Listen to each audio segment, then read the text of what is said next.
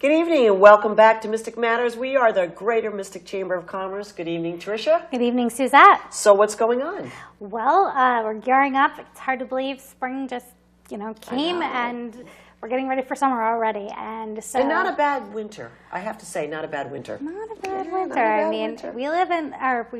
I live at work. Yes, you do. We are in a little bit of a drafty space, but it's actually been not so bad this year. We've been very fortunate. So we are in the process of looking for summer interns. We take high school students as well as college interns, which we will work with your school for college credit. If you're interested, just visit us at mysticchamber.org. You'll find some information on that. We would not be able to get by in the summer months, as you know, without our interns. Yes. With our major event, Mystic Outdoor Art Festival. Coming up, yep. It has over 100 volunteers, so if that's something you're interested in participating in, please let us know. So it's like I'm losing my breath just even thinking about all this stuff coming up. Going on. And, you just get through the Christmas season. I mean, we talk about this at Majestic, and we get through the Christmas season, then there's a little bit of a break, and then you go through Valentine's, and then everything starts gearing up, all the meetings and things like that for the summertime. It's all the planning. Yeah, it's all the planning. But it's what we do, and we enjoy it, and, we're entrenched in the community, and it is what it is. Yes. But so one of the best programs, and we just started Mystic Matters, and last week we had the Mystic Seabird on, but of course, dear to my heart, we have two great people from the Mystic Aquarium, and I want to welcome Donna Jeanette and Jim Gerber. Thank you so much for coming on this evening. And what did you tell us what you do? I am the recruitment and the volunteer manager here at the Mystic Aquarium. Wow, that sounds like a big job, Donna. It really does. And Jim, what do you do? I'm a volunteer at the aquarium. I'm a docent most of the time, and then every Tuesday I'm in Donna's office with her. Keeping her in line. Keeping her in line as best I can. It's a tough job. And Suzette, what do you do? What do I do? Well, that's a very interesting question. So I just want to say that the Mystic Aquarium is we're in our 43rd year, I think, this year. And I've been on the Board of Trustees for I don't know how long. I tried to figure it out the other day because I'm not sure about the term limits. I just keep thinking they just changed the term limits. But this year I was promoted to vice chair for the Mystic Aquarium Board of Trustees. I'm very proud to serve. So it's I'm proud to be here with this group this evening. So that's what I do. And we're proud to have you, too. That's one of the hats that I wear. But anyways. Yes. Well, we love, the aquarium, having the seaport, and now the aquarium. These are just, I can't even imagine what Mystic would be without these entities that we've grown up with, but also, they're just such huge attractions. And you guys have a lot of different ways for people to get involved beyond just visiting and seeing the exhibits. So how does one get involved in being a volunteer? Well, if they'd like to volunteer, many ways actually. They can go onto our website, which is www.mysticaquarium.org, and on the top, just click on Get Involved, and then the Volunteer tab comes up, and click Volunteers, and then you come in to see me for an interview. Oh, so you're the one that makes all those big decisions. Yes. But what does it take, Donna, to be a volunteer? I mean, you just say, I just want to volunteer. Well, how do you place them? Well, they have to be 15 years old, and they have to come in with an enthusiasm.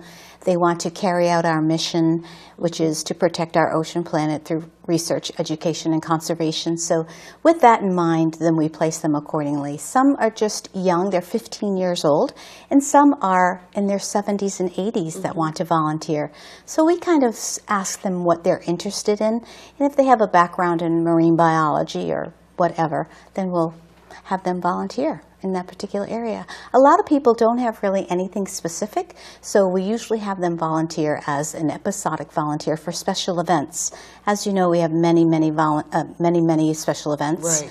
And we're always hosting someone or some organization. So we like to have them come in just to be volunteer for that special event. Yeah.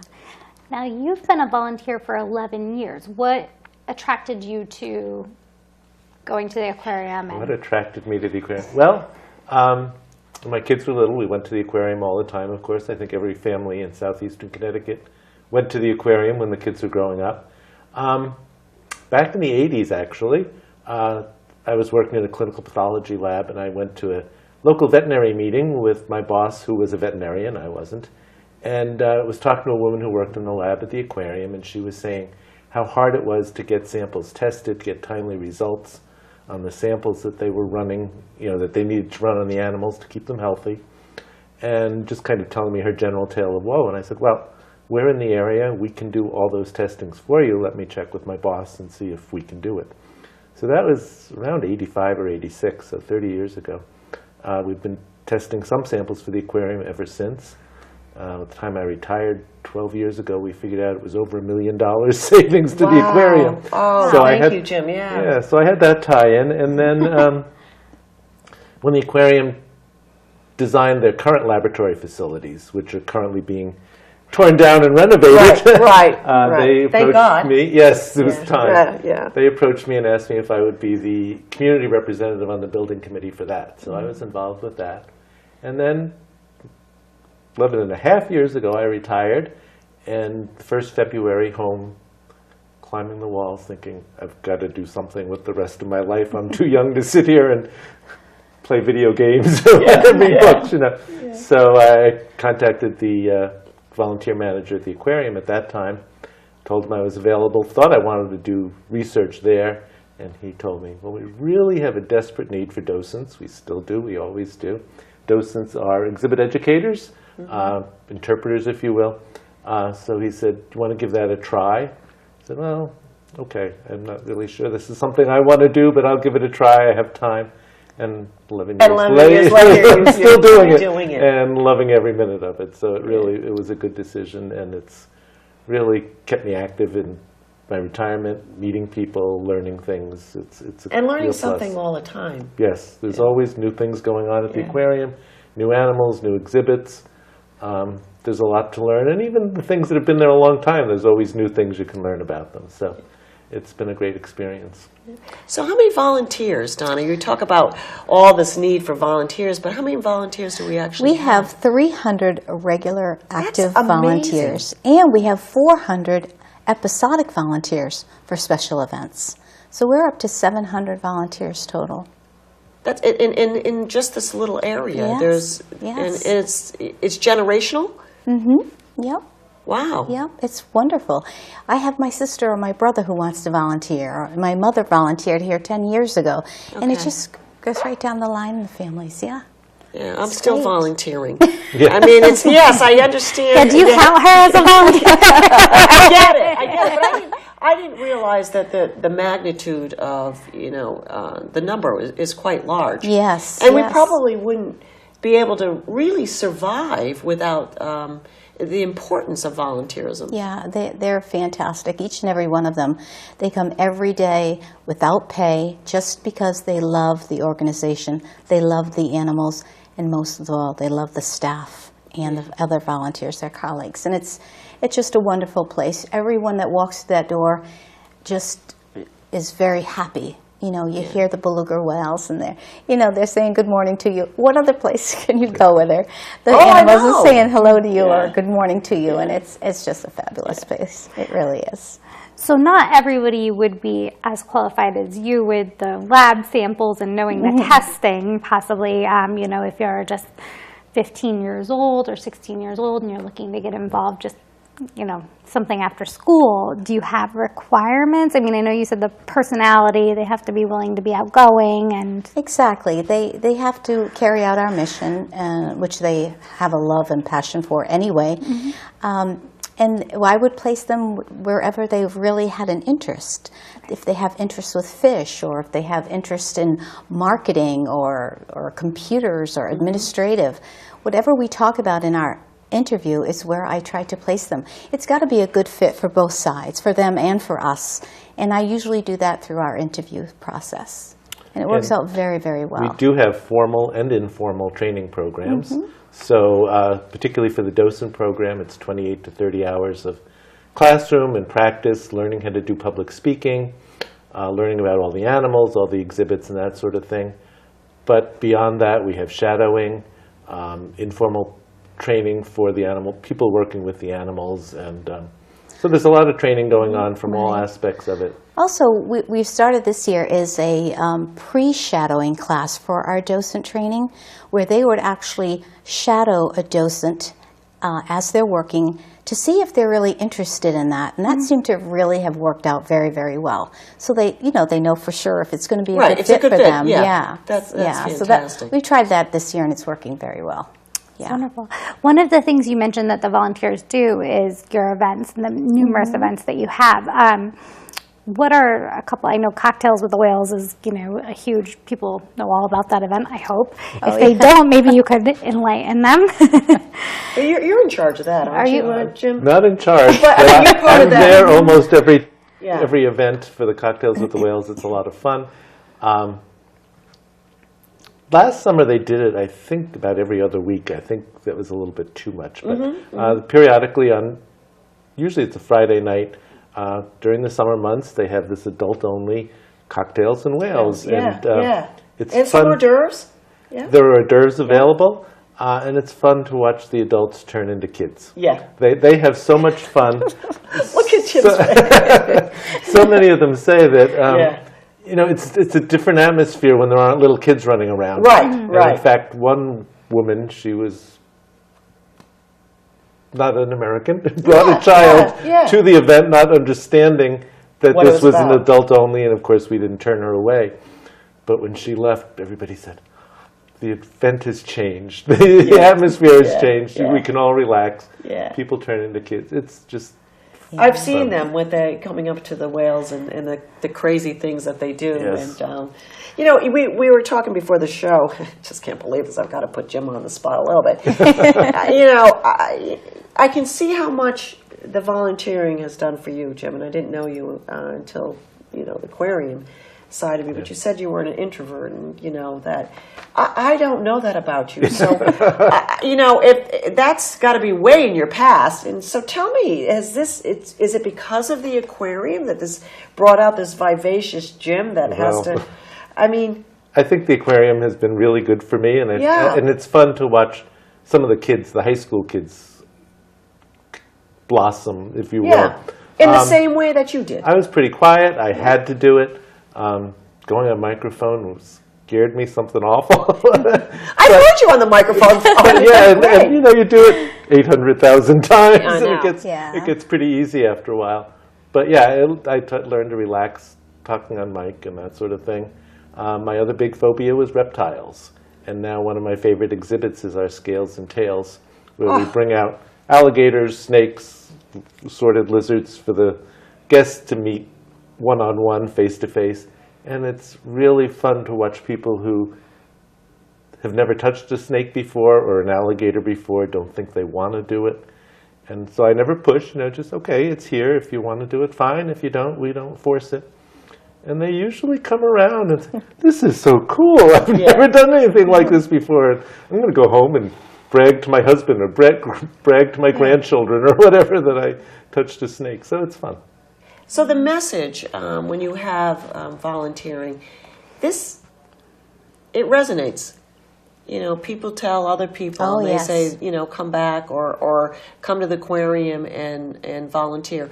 What do you think most of the volunteers get out from that, Donna? Well, I think that... outside of doing just something. I think they bring back the educational piece. I think they learn about marine biology, ecology, and those type of programs where they learn as they're there volunteering, and then they bring it back to their schools. And the magnet school, we have an awful lot of kids at the magnet school that volunteer for us. And then they just talk amongst each other, and they say, oh, I was down at the aquarium, I volunteered there, why don't you come with me? And then they bring their friends and relatives and family, and and the word of mouth, I think, is the best form of advertisement. It really is. If you go there yourself and experience that, the aquarium, you can't beat it. Just can't beat it. Yeah. And when you were talking about the tie-in with the schools, I'm assuming also that you do work with college-level interns as well for various programs. So students that are possibly, going into the marine science field, but also I'm sure even just administrative tape casts Right, that needs right. to be done as well. We also have an internship as well. The kids that are going to college can apply for an internship at the aquarium, and that's worked out very, very well. And that's throughout all of the departments at the aquarium. And does that prep you for a future job, possibly? Oh, Yeah, excellent. Possibly, Okay. yes, yes. Yep. That's great to know. Who is your oldest volunteer? I think maybe she is. I mean, oldest there, or well, both. Yeah, both. she's about 83, Jim. 81, I think. She's almost 82. Okay, 80s. Lois. She's a retired school teacher. Yes, yes. And she's been volunteering how long? Oh, she's been 12 years, maybe? No, less than I gosh. have, maybe 7 or 8. Oh, that's all? Yeah. 7 or 8 years.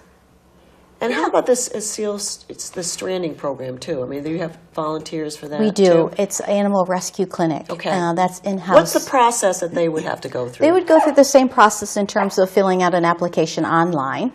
And I would see where their interests lie. And if they really are concerned in wanting to do that, we would send them to the department to have them interview them as well. We have a training coming up March 26th Okay. for a in-house stranding volunteer. Okay, so how it works is if you have a particular interest, you'll go to that particular department, Yes. and then they'll do their training wherever. Exactly. You'll go through the orientation with myself and the interview with me as well, but then you'll also go through a departmental training or orientation, because every department is different. So Okay. it's specialized. So nobody knows their department, until they talk to them and let them know exactly what to expect. Yeah. So over the past even 20 years, say there's been, huge changes at the aquarium, a lot of ones that people have noticed and then maybe some that people aren't aware of. And all of you having been involved, what do you see as like the biggest change that the aquarium has made that's been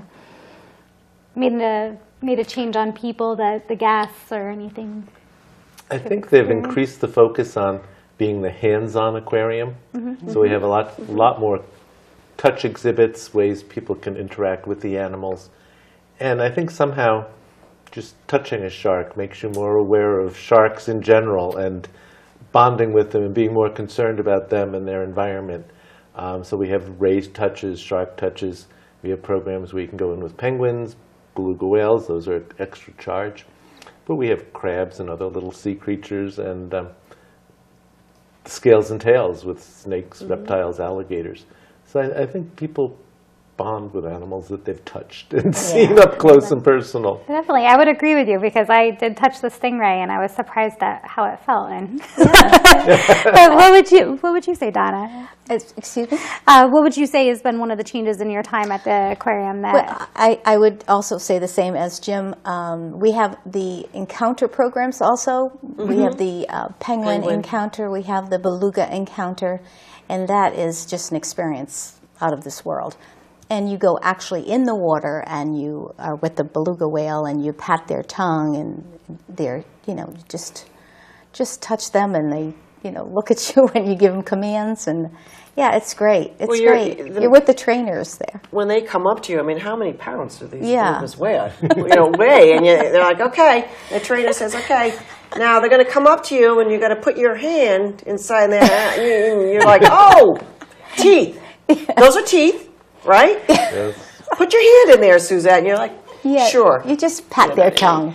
Yeah, they're fine. They're great. That's a great question, Tricia, and I think I want to come in from a little bit different side where, 43 years ago, we were known basically as a tourism center, but I think we have evolved, over the years with our message of more conservation. Yes. And I think as we forge forward, because the aquarium has so many different components from our educational side and our research side and also the tourism side, it all equals to the message of conservation and how we feel we play a part in the overall region, local and national level.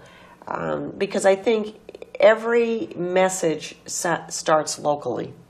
And for anything, whether Right. it's the Chamber of Commerce or our wonderful institutions on Exit 90. So the demographics have changed a little bit too in the aquarium, where we're holding our own at about a 750,000 gate.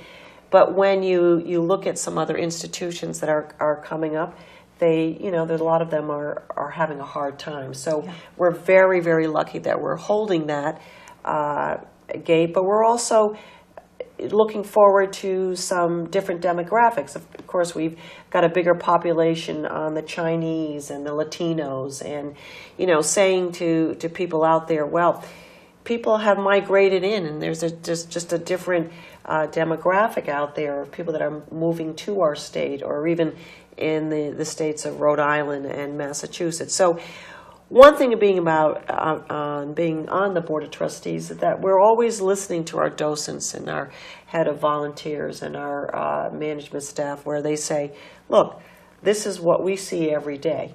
Yep. So this is the concentration that we need for all of you to look at. So the proudest time at the aquarium is when we get together with the Board of Trustees and get all that information from our volunteers and put it in a strategic plan to go forward. And we're trying to build the research center, and we still have a little bit ways to go. For most people that don't know the behind the scenes, we are in trailers. And Jim can attest to this. These were trailers that actually my husband was involved in when Pfizer was giving up some of the trailers, and we're getting the planning and zoning to donate the trailers. Well, a lot of research goes on, and we can't be doing research in trailers. So, we're also asking the public, if you have any interest to, we can go online to our website. Absolutely, yes. And so that's kind of the overall. I think as a trustee, even though I'm not the one being interviewed, but Tricia did bring out a good question. So, I think on the chamber side, Tricia, last week we had the Mystic Seaport, and this week we have the Mystic Aquarium. How important do you think all of this plays into your role?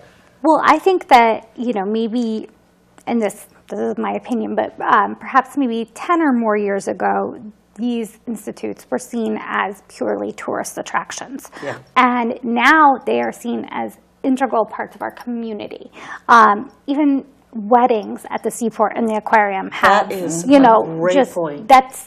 It's a destination wedding spot, but also a spot where anybody that's local thinks about, having a wedding there. I know the Encounter programs, lots of my friends give those as Christmas gifts to their spouses, so I think now we see that there's this, we can't just look at it as the people that come through the gates that are maybe from, somewhere else. We have to look at it as these people that are there are also from here, and we want to embrace them and give them the experience that they want. So I think, it's amazing, going from a little kid seeing the dolphin shows.